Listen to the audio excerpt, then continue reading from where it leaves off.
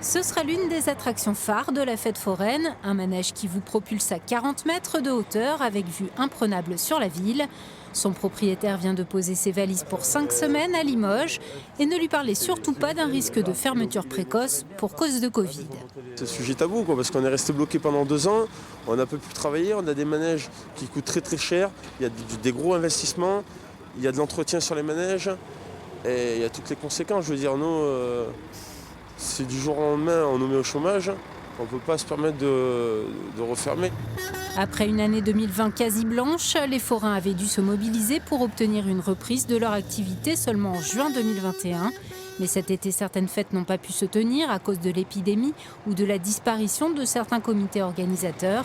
Alors aujourd'hui, ils espèrent juste terminer l'année sans encombre. Très difficile parce qu'on a eu des aides quand même, mais c'est pas notre vie. Nous, c'est notre vie, c'est de faire les fêtes foraines, pas rester chez nous à attendre, quoi. C'est pas notre vie. Il y en a qui sont venus un peu routiers, il y en a qui ont trouvé, ils ont monté d'autres installations, ils ont fait d'autres trucs. Donc chacun a fait comme il a pu. Et depuis la reprise, les fêtes foraines se déroulent sous protocole sanitaire. C'est le masque obligatoire sur tous les manèges déjà, et puis l'enceinte de la fête foraine. Le nettoyage des emplacements des manèges, donc à chaque fois qu'une personne sorte d'un gros manège, sa place est nettoyée, désinfectée, désinfectation des mains et le pass sanitaire qui est demandé à la caisse du manège. Les forains espèrent que l'application stricte du protocole leur permettra de rester ouverts.